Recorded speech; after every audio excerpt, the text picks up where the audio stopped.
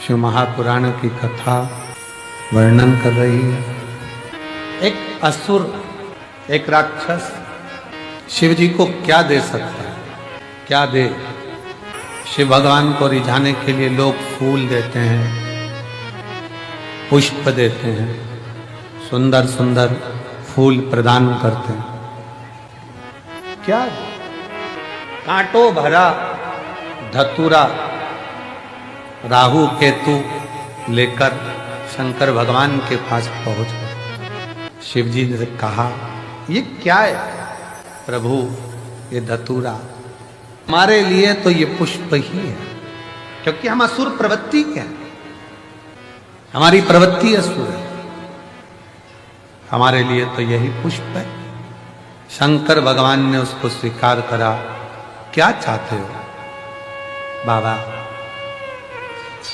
चंद्र को जैसे आपने मस्तक पर रखा है, हमको भी आपके करीब में रख लीजिए। शिव जी ने राहु और केतु को भी अपनी जटा के अंदर विराजमान कर रख लिया।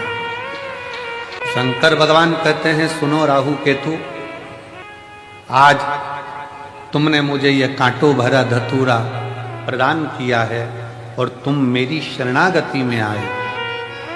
शरणागति, असुर होकर भी तुम मेरे हो गए। मैं आज तुम्हें अपने मस्तक की जटा में चंद्र के साथ में विराजमान करता हूं, और जो आज के दिन मेरा धतूरे का श्रृंगार, धतूरा जो तुमने मुझे दिया है, वो मुझे समर्पित करेगा।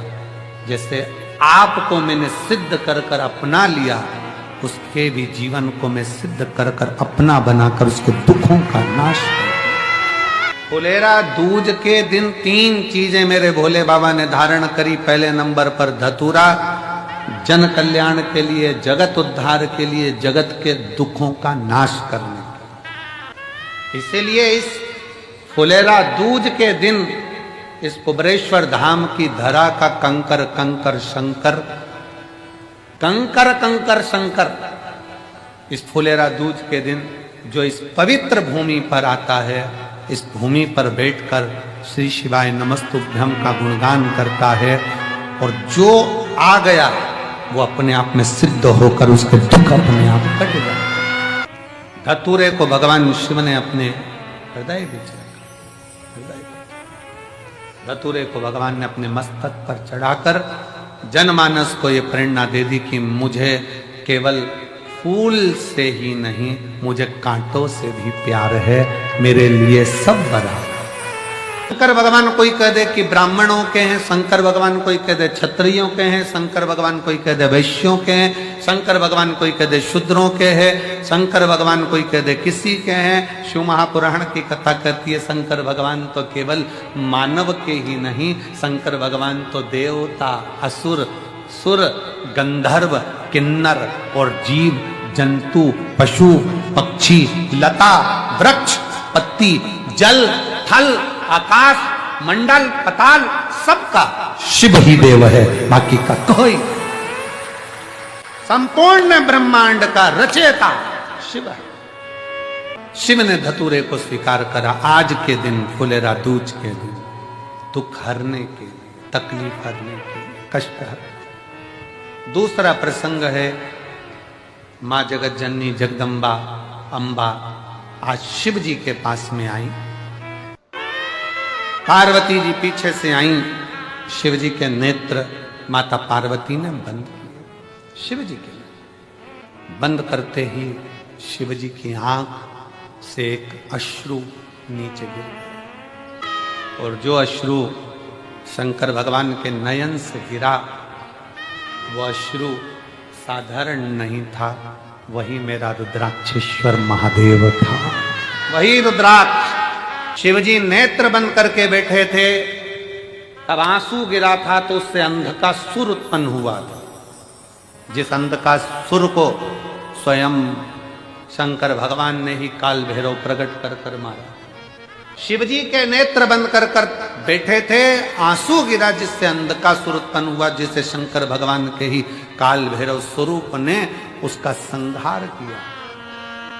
और शिवजी के नेत्र पार्वती जी बंद कर देती हैं और आंख से आंसू गिरता है, और वो शिवजी को इतना प्रिय हो जाता है कि वो रुद्राक्ष शंकर अपने कलेजे से लगा कर रखते हैं, उसको छोड़ते तक नहीं। वो रुद्राक्ष शिव का अश्रु गिरने से पौधा उत्पन्न हुआ जिसमें रुद्राक्ष का कारण, पार्वती जी ने जब शिव के नेत्रों का स्पर्श किया था, पार्वती जी को यह नहीं मालूम है कि शंकर के 3 नेत्र त्रिलोकी को साधते हैं। त्रिलोकी का बैलेंस शंकर के नेत्र करते हैं, शिव के नेत्र करते हैं। सृष्टि का बैलेंस बनाने के लिए भगवान शंकर के ये नेत्र हैं। कब शिव जी नेत्र बंद करते हैं, कब खोलते हैं, कब तप में लगे रहते हैं, कब साधना में लगे रहते हैं, तीसरा नेत्र कब खोला जाता है, कब बंद करा जाता है, ये शंकर ही जानते हैं, क्योंकि सृष्टि का बैलेंस बनाना, बैलेंस। रुद्राक्ष को शिव जी ने अपने हृदय से लगाया। एक मुष्टिक में शंकर ने रुद्राक्ष के फल को हाथ में रखा। कई वर्ष की समाधि मेरे शिव की लग गई, और कई वर्ष की समाधि लगने के बाद जब पार्वती जी ने उनकी आराधना करी, पार्वती जी ने पूछा, नाथ मुझे पुत्र की चाह, संतान की चाह। शिव जी ने हाथ में से रुद्राक्ष का फल पार्वती जी को दिया। पार्वती, तेरे नेत्र बंद करने से मेरे हाथ, तेरे हाथों से जब तूने मेरे नेत्र बंद करे थे, दोनों के स्पर्श से जो जल नेत्र से बहा था, ये वो फल प्राप्त हुआ है।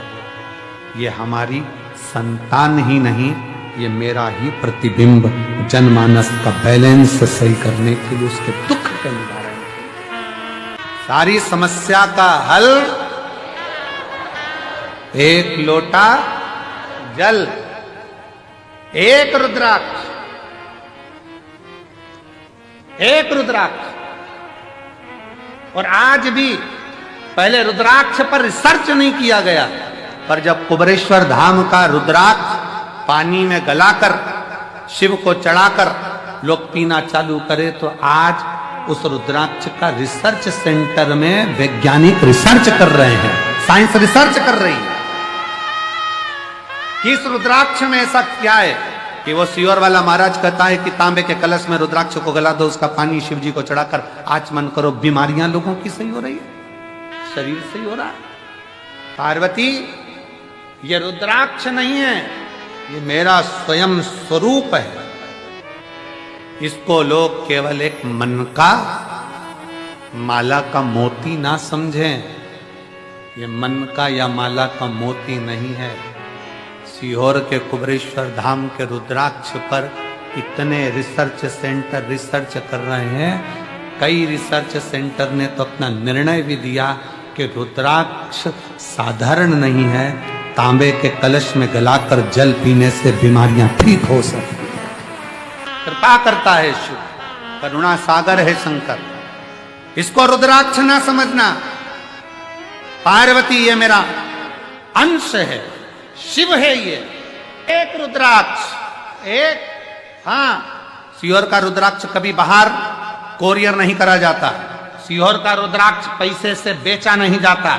सीहोर का रुद्राक्ष काम जब करता है, जब आप झोली पसार कर उसके दरबार में आकर हाथ लंबा कर कर अपने हाथ को रंगीन कर कर जब जाते हो, तब काम करता है। वो जिंदगी रंगीन करता है। स्वयं आना पड़ेगा, प्रणाम करना पड़ेगा, लेना पड़ेगा। वीआईपी बनकर नहीं, लाइन लगकर, देव बाबा तेरे दरवाजे से आई हूं, बहुत दुखी हूं, पर मेरा विश्वास कहता है तूने किसी को खाली नहीं भेजा। ये रुद्राक्ष अकेला मुट्ठी में बांध कर नहीं ले जा रही हूं, अपनी तकदीर बांध कर लेकर जा रही हूं वापिस आऊं। भारत की भूमि पर रुद्राक्ष महोत्सव सीहोर, सिद्धपुर नगरी सीहोर का ये रुद्राक्ष महोत्सव, पूरी भारत की दृष्टि इस रुद्राक्ष महोत्सव में रहती है कि इस रुद्राक्ष के शिवलिंग में ऐसा होता क्या है कि वो रुद्राक्ष सिद्ध करने की जरूरत नहीं पड़ती। उस रुद्राक्ष को केवल लेकर जाओ, पानी में गलाओ और असर के ना कई तो यहीं से पानी की बोतल में डालकर ले जाते हैं, पीते पीते हम देखे हमारे इंदौर तक जाते जाते आराम लगा कि नहीं लगा। पार्वती जी को रुद्राक्ष दे दिया, पार्वती जी ने उसको धारण करा। शिव ने कहा ये मेरा स्वयं का स्वरूप है पार्वती, आज फुलेरा दूज का दिन है, जिस दिन इस रुद्राक्ष को मैंने स्वयं प्रकट करा है। ये रुद्राक्ष स्वयं सिद्ध है, इसको कोई असिद्ध नहीं कर। फुलेरा दूज के दिन एक रुद्राक्ष करोड़ों करोड़ों फल प्रदान कर दे। शिव जी ने दूसरी चीज रुद्राक्ष धारण कर। अब तीसरे पर तीसरे मां जगत जननी भगवान शिव जगत जननी के पास बैठे भ्रमण के लिए चल दिए। दोनों नंदी पर बैठकर जब भ्रमण करने को चले और जब भ्रमण करते करते करते करते पहुंचे कैलाश, मां जगत जननी ने शिव जी से कहा बाबा मुझे आपके साथ में चौसर खेलना है। चौसर की जो शर्त होगी उसमें लगाया क्या जाए, क्या लगाया? पार्वती जी आप जो बोलो सर्वस्व आपका, आप जितना बोल दो उतना सर्वस्व। शिव जी के साथ क्या लगाओगे? शंकर भगवान बोले तू बोल क्या चाहिए, सब तेरा। नाग नहीं चाहिए, चंद्रमा नहीं चाहिए, सामान नहीं चाहिए। बाबा आपके वस्त्र चौसर में, भगवान ने कहा वस्त्र लगा दिए चौसर में। चौसर खेलने शिव जी बैठे, वस्त्र हार गए, शिव जी नग्न वेशधारी हो गए। भगवान शंकर जब नग्न वेशधारी हुए, शंकर जी चले एक स्थान पर, शंकर जी बैठकर वन में तप कर रहे थे, साधना नग्न स्वरूप था। ऋषियों की धर्म पत्नियां निकल कर जा रही थी, बाबा का स्वरूप देखकर स्तुप्त हो गईं। इनको लगा कोई पुरुष बड़ा सुंदर सा नग्न वेश में बैठा है। स्त्रियां जब बहुत देर तक नहीं आई ऋषियों की, तो ऋषियों ने ढूंढना चाहा कि कई बाबा का स्वरूप का दर्शन कर रही स्त्रियां। ऋषियों ने कहा ये कहां तुम खड़ी रह गई हो? एक कोई मानव सा देहधारी, सुंदर सा नग्न वेशधारी कोई बैठा वृक्ष के नीचे तप कर रहा है। ऋषियों ने विचार करा एक मनुष्य हमसे ज्यादा तप करे, ये श्रेष्ठता कहां से आ गई? जाने नहीं शंकर भगवान को, क्योंकि मनुष्य की देह में थे। शंकर भगवान के लिए उन्होंने जय घोष करते हुए कहा ए मानव चल यहां से, जा यहां से, ये हमारा गांव है, हमारा नगर है। रास्ते में ऋषियों ने एक खड्डा करवाया, बाबा वहां से जा रहे थे, जाते जाते खड्डे में बाबा को, बाबा अपने स्वरूप में नहीं थे, एक मानव के स्वरूप में थे, खड्डे में। ऋषियों ने दो रास्ते बंद कर कर, एक बाघ एक शेर उसी मार्ग से आ रहा था, दो रास्ते बंद कर कर बाघ को भी उसी रास्ते पर भेजा, जिससे वो बाघ उस खड्डे में गिर जाए और वो नागा जो मानव है उसको खा जाए। बाघ खड्डे में गिर गया। जैसे ही बाघ खड्डे में गिरा, शंकर भगवान तो तप साधना में लीन थे, उस खड्डे में भी, उस खड्डे के अंदर भी तप साधना में लीन थे। बाघ वहीं पर बैठ गया, बाबा के दर्शन करता रहा। दर्शन करते करते करते करते शंकर के नेत्र खुले तो बाघ को देखकर कहा तुम कौन? बाबा आपका दर्शन करा, मैंने जीवन धन्य कर लिया, मेरे जैसे पापी का कल्याण कर दिया। बाबा मेरे अब प्राण जाएंगे, पर निवेदन है प्राण जाते जाते आपका मैंने दर्शन किया है, ये मेरे शरीर की खाल आप धारण करो। शंकर बागंबरेश्वर धारण कर ले। शंकर भगवान बागंबर धारी हो गए। बागंबर अपने तन पर धारण कर रहे हैं, तन पर बागंबर धारण कर रहे हैं। शिव ने कहा बाघ से तेरा चर्म, मेरे शरीर नग्न है, मैंने पार्वती को अपने वस्त्र दे दिए हैं, आज से मैं कोई वस्त्र नहीं पहनूंगा, केवल तेरा चर्म धारण करूंगा। बागंबर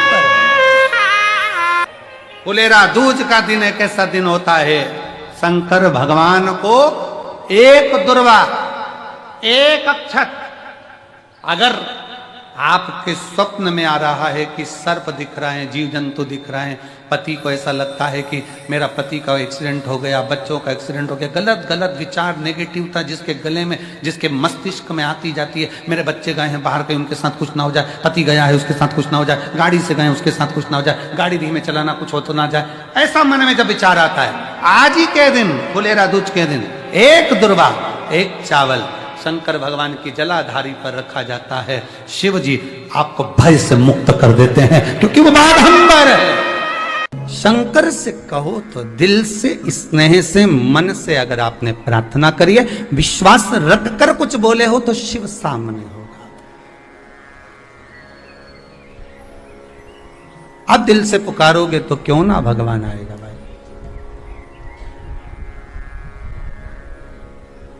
क्यों ना बुलाए वो। विश्वास रखो, मानो तो मैं गंगा मां हूं, ना मानो तो बहता पानी। कैसा भी रुद्राक्ष हो ना, कैसा भी रुद्राक्ष हो,